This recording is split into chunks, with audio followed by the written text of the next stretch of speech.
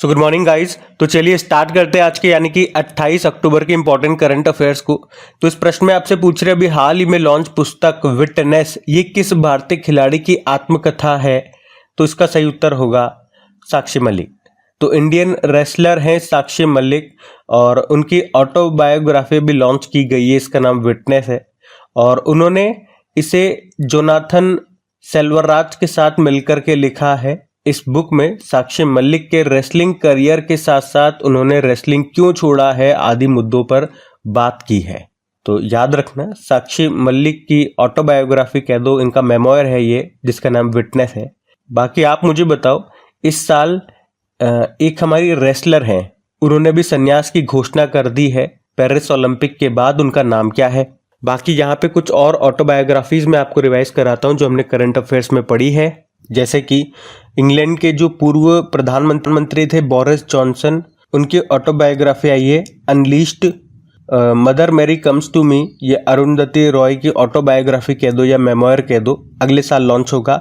Bill Gates की आत्मकथा है सोर्स कोड, आर अश्विन की है आई हैव द स्ट्रीट्स अ कुट्टी क्रिकेट स्टोरी।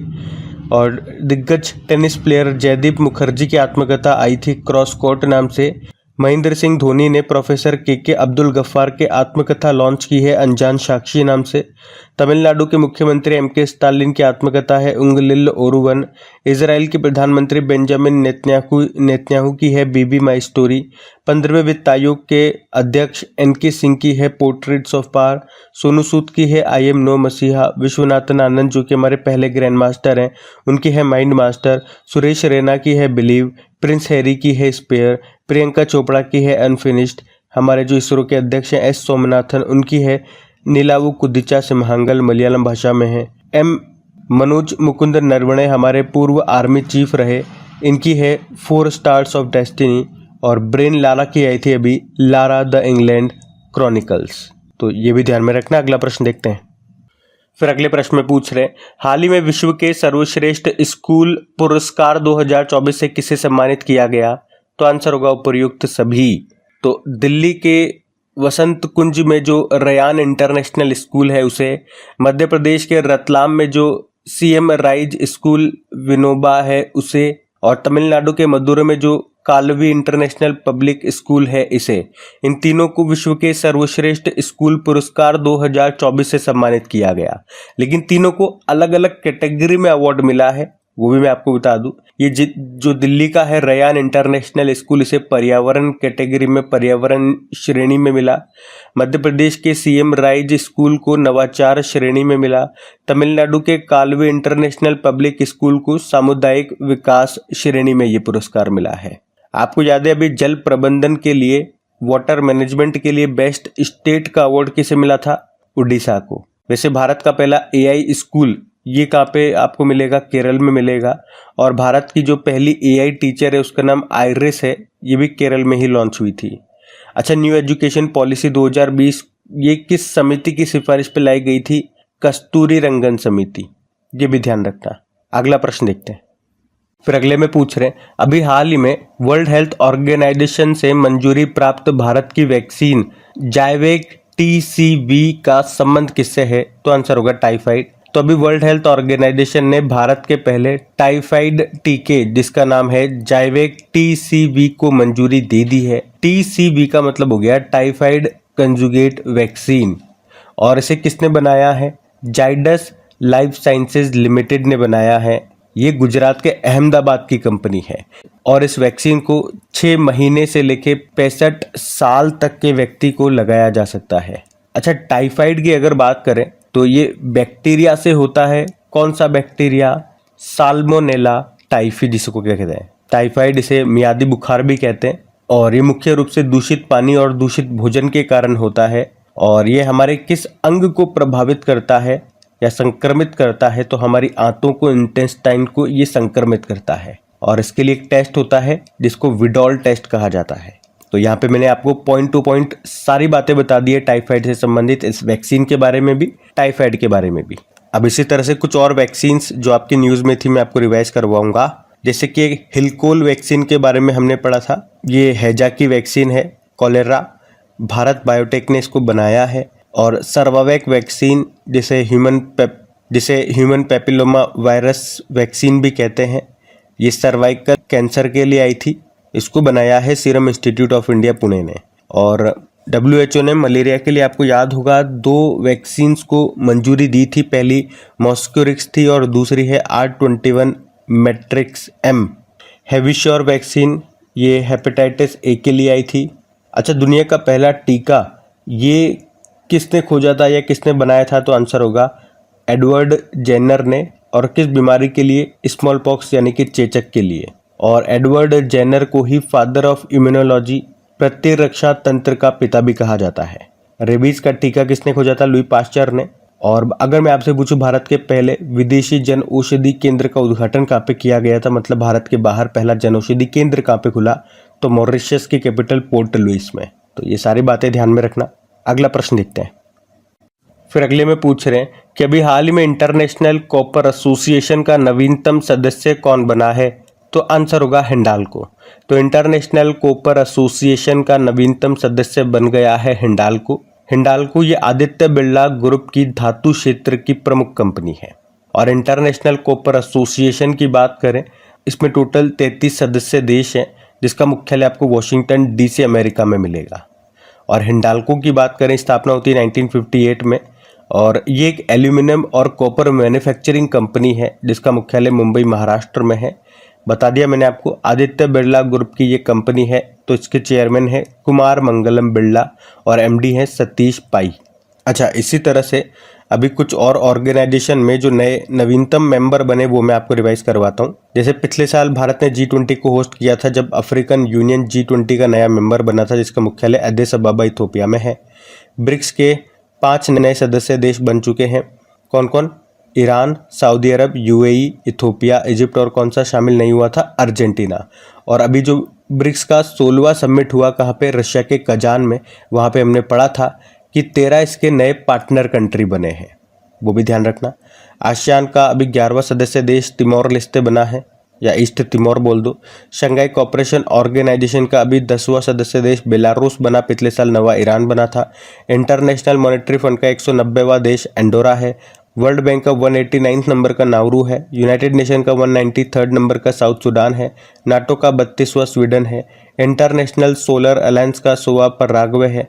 और यूरो करेंसी को अपनाने वाला 20वां देश क्रोएशिया है। संयुक्त राष्ट्र कमांड में 18वां सदस्य देश बना है जर्मनी। न्यू डेवलपमेंट बैंक का नया सदस्य अल्जीरिया बना। इंटरनेशनल सोलर अलायंस का 101वां फुल मेंबर ये नेपाल बन गया। और एशियन इंफ्रास्ट्रक्चर इन्वेस्टमेंट बैंक का नवीनतम सदस्य देश ये नाउरू बना है, 110वां। और इंटर पार्लियामेंट्री यूनियन का 181वां सदस्य देश ये जमाइका बना था। तो यहाँ पे ये इस तरह के 15 क्वेश्चन मैं आपके लिए लेकर के आया, इनको ध्यान में रखना। अगला प्रश्न देखते हैं। फिर अगले में पूछ रहे हैं कि अभी हाल ही में सुविधा 2.0 मोबाइल एप्लीकेशन को किसने लॉन्च किया है? तो आंसर होगा चुनाव आयोग ने। तो अभी इलेक्शन कमीशन ऑफ इंडिया ने सुविधा 2.0 नाम से एक मोबाइल एप्लीकेशन को लॉन्च किया है। तो चुनाव के समय उम्मीदवार को रैलियां जब भी करनी होती है तो उसे उसके लिए पहले चुनाव आयोग से परमिशन लेनी पड़ती है, और उसके लिए पहले वहाँ पे उसको फॉर्म देना होता है, फॉर्म भरना होता है, फिर परमिशन जा कर के उसको मिलती है। पर अब इस एप्लीकेशन के थ्रू आपको ये सुविधा मिल गई है कि आपको अब कोई फॉर्म वगैरह ऑफलाइन भर के ऑफिस में जाने की ज़रूरत नहीं है। घर बैठे बैठे जो भी उम्मीदवार है जिसको भी रैली वगैरह निकालनी है वो ऑनलाइन फॉर्म भर दे इस एप्लीकेशन में और उसे परमिशन मिल जाएगी। तो इस सुविधा मोबाइल एप्लीकेशन ने ये सुविधा आपको दे दी है। अब पहले यहाँ पे इलेक्शन कमीशन ऑफ इंडिया चुनाव आयोग की हम बात करते हैं, फिर और कुछ इंपॉर्टेंट एप्लीकेशंस पोर्टल्स के बारे में आपको रिवाइज कराऊंगा जो हमने करंट अफेयर्स में पढ़े थे। तो इलेक्शन कमीशन ऑफ इंडिया का उल्लेख हमारे संविधान के भाग 15 में आर्टिकल 324 से लेकर 329 तक में है। इसकी स्थापना 25 जनवरी 1950 को होती है। तो इलेक्शन कमीशन ऑफ इंडिया मुख्य चुनाव आयुक्त ये हमारे वर्तमान में राजीव कुमार हैं 25वें नंबर के। पहले सुकुमार सेन थे और पहली महिला में बात करोगे तो VS रमा देवी थी। बाकी अभी नए हमारे इलेक्शन कमिश्नर चुनाव आयुक्त बनाए गए थे, उनका नाम ज्ञानेश कुमार और सुखबीर सिंह संधू है। बहुत सारी इन्होंने एप्लीकेशंस पोर्टल लॉन्च किए थे, मैं आपको रिवाइज करवाऊं तो एक तो सक्षम एप्लीकेशन इन्होंने लॉन्च किया था, गरुड़ ऐप हो गया, CVGIL ऐप हो गया, एनकोर सॉफ्टवेयर हो गया, नो योर कैंडिडेट ऐप हो गया, मिथ वर्सेस रियलिटी ऐप हो गया, सुविधा पोर्टल हमने पढ़ लिया। राष्ट्र दिव्यांग आइकन चुना गया था शीतल देवी को, राष्ट्र आइकॉन बनाया था राजकुमार राव और सचिन तेंदुलकर को, यूथ आइकन बनाया था आयुष्मान खुराना को। तो ये तो इलेक्शन कमीशन ऑफ इंडिया की बात हो गई। कुछ एप्लीकेशन पोर्टल में आपको रिवाइज कर रहा हूँ, तो याद रखना, एक है प्रोम्प्ट, एक है ड्रिप्स और एक है जल विद्युत DPR। ये 3 ऑनलाइन प्लेटफॉर्म थे, इनको लॉन्च किया था मनोहर लाल खट्टर ने, जिनके पास ऊर्जा मंत्रालय और शहरी विकास मंत्रालय है। अमृत ज्ञान कोश और संकाय विकास पोर्टल को डॉक्टर जितेंद्र सिंह ने लॉन्च किया। चाक्षु प्लेटफॉर्म को दूरसंचार विभाग ने, शी बॉक्स पोर्टल को महिला एवं बाल विकास मंत्रालय ने, जिसके मंत्री अन्नपूर्णा देवी हैं। मीट डेविस प्लेटफॉर्म लॉन्च किया था WHO ने, इसकी फुल फॉर्म होती है मेडिकल डिवाइसेज इंफॉर्मेशन सिस्टम, मतलब जो मेडिकल डिवाइसेज होती है उनकी इंफॉर्मेशन आपको यहाँ पे मिल सकेगी। ई साक्ष्य, न्याय सेतु, न्याय श्रुति एप्लीकेशन को गृह मंत्रालय ने लॉन्च किया था। इंडियन आर्मी ने प्रोजेक्ट नमन लॉन्च किया था। नोटरी पोर्टल को ministry of law and justice ने लॉन्च किया था, जिसके मंत्री अर्जुन राम मेघवाल है। सिटीजन सेंटिनल ऐप ट्रैफिक नियमों के उल्लंघन पर नजर रखने के लिए केरल सरकार ने इसको लॉन्च किया था, और छत्तीसगढ़ और उड़ीसा के बाद ऐसा करने वाला ये तीसरा राज्य बना था केरल। तो ये भी ध्यान में रखना। अगला प्रश्न देखते हैं। फिर पूछ रहे हैं, अभी हाल ही में कनक राजू का निधन हो गया, वे क्या थे? तो आंसर होगा नर्तक। तो प्रसिद्ध गुसाड़ी लोक नर्तक थे कनक राजू, जिन्हें गुसाड़ी राजू के नाम से भी जाना जाता है। पर अभी 84 ईयर की उम्र में उनका निधन हो गया। उनका जन्म तेलंगाना में हुआ था और वे राजगोंड जनजाति से बिलोंग करते थे। ये जो गुसाड़ी नृत्य है केवल राजगोंड जनजाति के पुरुषों के द्वारा ही किया जाता है। ये नृत्य डंडारी उत्सव के दौरान किया जाता है, और ये जो डंडारी उत्सव है दीपावली के बाद मनाया जाता है, जो लगभग 10 दिनों तक चलता है। इसमें जो नर्तक होते हैं, जो डांस करते हैं, उनको घुसदी ताड़ों के नाम से भी जाना जाता है। वे लगभग 1500 मोर पंखों से बनी टोपी पहनते हैं। उस टोपी को माल बुरा के नाम से जानते हैं। अच्छा, ये जो कनक राजू है ना, इनको 2021 में हमारा जो चौथा सर्वोच्च नागरिक सम्मान है पद्मश्री, वो भी इनको मिल चुका है। तो यहाँ पे पॉइंट टू पॉइंट मैंने आपको सारी इंपॉर्टेंट जानकारी दे दी है। अब मैं आपको क्या करूँगा, 2024 में जितने भी इम्पोर्टेंट व्यक्तित्व हैं जिनका निधन हुआ, वो मैं आपको रिवाइज कराऊंगा, ध्यान से सुनना। जैसे कि अरुणा वासुदेव, एशियाई सिनेमा की मां कहीं जाती थी, निधन हो गया। राकेश पाल, भारतीय तटरक्षक बल के 25वें डायरेक्टर जनरल थे, निधन हो गया। आप बताओ अभी हमारे 26वें director general Indian coast guard force के कौन बन गए? Ram Narayan Agarwal, Agni man of India, Agni missile के जनक कहे जाते थे, निधन हो गया। नटवर सिंह पूर्व विदेश मंत्री कहे जाते थे, मतलब पूर्व विदेश मंत्री थे, और इनकी ऑटोबायोग्राफी आई थी one life is not enough, इनका निधन हो गया। साल सेंग मराक मिस्टर क्लीन के नाम से फेमस थे, मेघालय के पूर्व मुख्यमंत्री का निधन हो गया। और बुद्धदेव भट्टाचार्य पश्चिम बंगाल के पूर्व मुख्यमंत्री थे। शोभना रानाडे गांधीवादी सामाजिक सुधारक थी। यामिनी कृष्ण मूर्ति, भारतनाट्यम और कुचिपुड़ी से संबंध था। भारतनाट्यम ये तमिलनाडु का है और कुचिपुड़ी आंध्र प्रदेश का क्लासिकल डांस है। अंशुमन गायकवाड़ क्रिकेटर थे। पंडित राजीव तारानाथ सरोद वादक थे। कमला बेनीवाल राजस्थान की पहली महिला मंत्री थी। सुशील मोदी बिहार के पूर्व उप मुख्यमंत्री रहे। सलाम बिन रजाक प्रसिद्ध उर्दू लेखक थे। पीटर हिग्स ब्रिटिश भौतिकी विज्ञानी थे। हिग्स बोसोन पार्टिकल की इन्होंने खोज की थी। और पोल अलेक्जेंडर या अमेरिकी थे, the man in the iron lung के नाम से फेमस थे, निधन हो गया। गजल गायक पंकज उदास का। देश की सबसे बुजुर्ग टेस्ट क्रिकेटर दत्ताजीराव गायकवाड़ का निधन हो गया। भारत की पहली ओरल यानी कि मौखिक गर्भ निरोधक गोली आती थी सहेली, उसकी खोज करने वाले जो डॉक्टर थे आर नित्यानंद, उनका निधन हो गया। शास्त्रीय गायिका प्रभा अत्रे का निधन हो गया, उनका संबंध किराना घराने से था। मुनव्वर राणा मशहूर उर्दू गायक थे और इब्राहिम रईसी ईरान के राष्ट्रपति थे, इन सब का निधन हो गया। और एक और नाम है पी वेणुगोपाल, भारत का पहला हृदय प्रत्यारोपण हार्ट ट्रांसप्लांट करने वाले व्यक्ति थे, इनका भी निधन हो गया अभी। तो ये 2024 के कुछ महत्वपूर्ण व्यक्तित्व हमने रिवाइज करे जिनके हाल में निधन हुए। अगला प्रश्न देखते हैं। फिर अगले प्रश्न में पूछ रहे हैं, अभी हाल ही में हमारे देश में 21वीं पशुधन जनगणना को शुभारंभ किसने किया? तो आंसर होगा राजीव रंजन सिंह ने। तो हमारे केंद्रीय मत्स्य पालन, पशुपालन और डेयरी विकास मंत्री हैं राजीव रंजन सिंह, जिन्हें आप लल्लन सिंह के नाम से जानते हो। और अभी इन्होंने ही 21वीं पशुधन जनगणना को शुरू किया है। ये अक्टूबर 2024 से शुरू हुई है, फरवरी 2025 तक चलेगी और इसमें जो कुल खर्चा आएगा 200 करोड़ रुपए आने वाला है। आपको बताएं, हमारे देश में पहली पशुधन जनगणना 1920 में हुई थी और तब से हर 5 साल के अंतराल में इसका आयोजन होता है। इससे पहले जो 20वीं हुई थी वो 2019 में हुई थी। बाकी ये जो 21वीं पशुधन जनगणना है, इससे भी कुछ प्रश्न बन सकते हैं। जैसे पूछे 21वीं पशुधन जनगणना में आवारा मवेशियों के लिंगवार संख्या भी यहाँ पे शामिल होगी। जनगणना में 16 प्रजातियों की 219 स्वदेशी मामलों पर ध्यान केंद्रित किया जाएगा। ये देश की पहली पशुधन गणना है जिसमें पशुपालकों के द्वारा रखे गए पशुधन का डेटा स्वतंत्र रूप से उपलब्ध होगा। और ये दूसरी जनगणना है जो स्मार्टफोन, टैबलेट के माध्यम से डिजिटल तरीके से ली जाएगी। तो याद रखना ये। अगला प्रश्न देखते हैं। फिर अगले प्रश्न में पूछ रहे हैं कि प्रधानमंत्री मुद्रा योजना के तहत मुद्रा ऋण की मौजूदा सीमा को 10 लाख रुपए से बढ़ाकर कितना कर दिया? तो आंसर होगा 20 लाख रुपए। आपको याद हो तो अभी केंद्रीय बजट में प्रधानमंत्री मुद्रा योजना के बारे में बात की गई थी कि भैया इसमें जो मैक्सिमम लोन की सीमा है उसको 20 लाख रुपए तक बढ़ाया जाएगा। तो इस योजना के तहत पहले 3 कैटेगरी में लोन दिया जाता है। तो अगर इस योजना की बात करें, इस योजना के तहत पहले 3 कैटेगरी में लोन दिया जाता था, शिशु, किशोर और तरुण। पर अब जब मुद्रा लोन की सीमा को बढ़ा दिया गया तो इसमें एक और नई कैटेगरी तरुण प्लस को शामिल कर लिया गया, जिसके बाद इसमें टोटल 4 कैटेगरी हो गई हैं। और वे न्यू कैटेगरी जो तरुण प्लस है, इसका लाभ उन उद्यमियों को मिलेगा जिन्होंने तरुण श्रेणी के तहत पहले लोन लिया और बाद में उसे सफलतापूर्वक चुका दिया।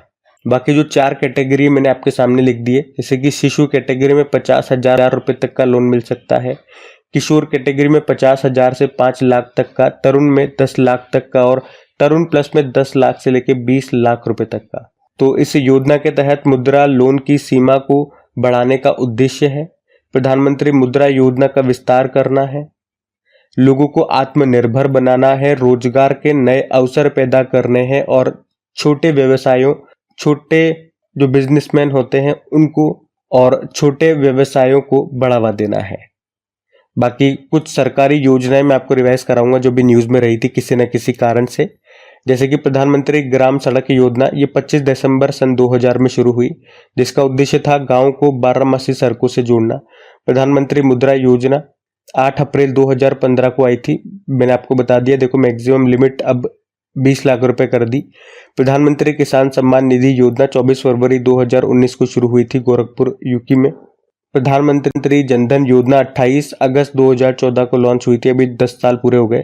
प्रधानमंत्री आयुष्मान भारत योजना 23 सितंबर 2018 को रांची झारखंड से।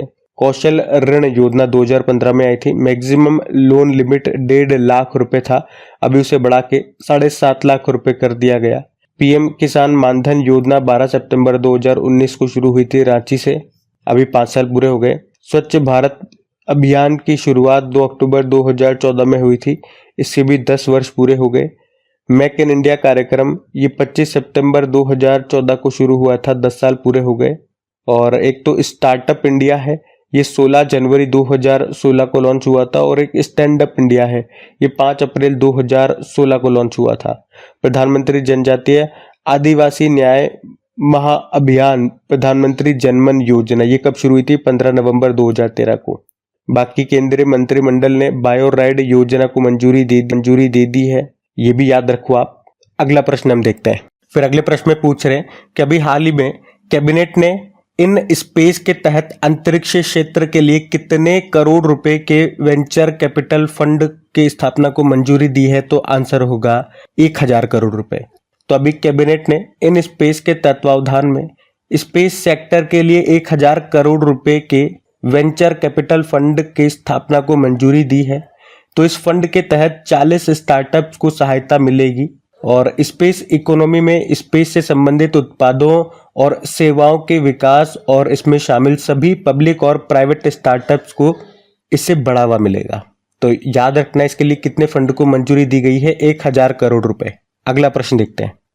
फिर अगला क्या है कि अभी हाल ही में प्रख्यात भौतिकीविद डॉक्टर रोहिणी एन गोडबोले का निधन हो गया। उन्हें किस वर्ष पद्मश्री से सम्मानित किया गया था? तो आंसर होगा 2019 में। तो प्रोफेसर रोहिणी गोडबोले एक फेमस फिजिसिस्ट थी, मतलब एक प्रतिष्ठित भौतिक विज्ञानी थी, पर अभी 72 ईयर की उम्र में उनका निधन हो गया। और पार्टिकल फिजिक्स में उनके अग्रणी योगदान के लिए वो जानी जाती थी, प्रोफेसर गोडबोले। और विज्ञान में महिलाओं के लिए समान अवसरों के समर्थन में महत्वपूर्ण भूमिका उन्होंने निभाई थी। और विज्ञान में उनके योगदान के लिए हमारा चौथा सर्वोच्च नागरिक सम्मान पद्मश्री उनको मिला था 2019 में। अभी 2021 में फ्रांस सरकार के द्वारा French national medal of merit से भी उनको सम्मानित किया गया था। बाकी सारे निधन वाले प्रश्न मैंने आपको रिवाइज करवाई दिए। आपके लिए एक होमवर्क प्रश्न है, मुझे बताओ इस बार जो नोबेल पुरस्कार है फिजिक्स के क्षेत्र का वो किसे दिया गया?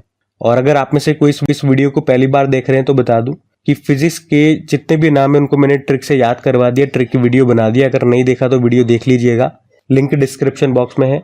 बाकी इनकी पीडीएफ आपको मिल जाएगी, क्विज आप लगा सकते हैं, ये बिल्कुल फ्री होती है। क्विज वगैरह पीडीएफ ये भी आपको अपनी क्रिक एग्जाम एप्लीकेशन में मिल जाएगी, जिसका लिंक नीचे डिस्क्रिप्शन बॉक्स में है। चलो अभी सेशन एंड करते हैं। एक बार कल के करंट अफेयर्स का हम क्विक रिवीजन कर लेते हैं, फिर सेशन एंड करते हैं। तो पहला प्रश्न पूछा था, अभी पहली बार जो वैश्विक प्रकृति संरक्षण सूचकांक आया था उसमें भारत कौन से स्थान पर है? 176। खेल मंत्रालय ने किस पुरस्कार को बंद कर दिया? तो आंसर होगा Dhyan Chand lifetime award. Sakharov पुरस्कार से अभी 2 जनों को सम्मानित किया गया, मारिया कोरेना और एडमंड गोंजालेज। केंद्र सरकार ने किस वर्ष से अधिक उम्र के वरिष्ठ नागरिकों के लिए अतिरिक्त पेंशन की घोषणा की है? तो 80 वर्ष। एक्सिस बैंक के एमडी सीईओ बन गए अमिताभ चौधरी। फीफा रैंकिंग में भारतीय पुरुष फुटबॉल टीम 125वें स्थान पर रही। कोयला मंत्रालय में सचिव बन गए विक्रम देवदत्त। और शतरंज खेल में 2800 एलो रेटिंग का आंकड़ा पार करने वाले भारत के दूसरे ग्रैंड मास्टर बन गए अर्जुन एरेगेसी। बिहार का पहला ड्राई पोर्ट किस जिले में बनाया जाएगा? पटना। और आखिरी प्रश्न था 18वें एशिया प्रशांत जर्मन व्यापार सम्मेलन 2024 का आयोजन कहाँ पे हुआ? भारत में। चलो अभी कल का भी होमवर्क प्रश्न देखते हैं और सेशन एंड करते हैं। तो कल के वीडियो में पूछा था 2025 में ISSF international shooting sports federation junior world cup ये कहाँ पे होंगे?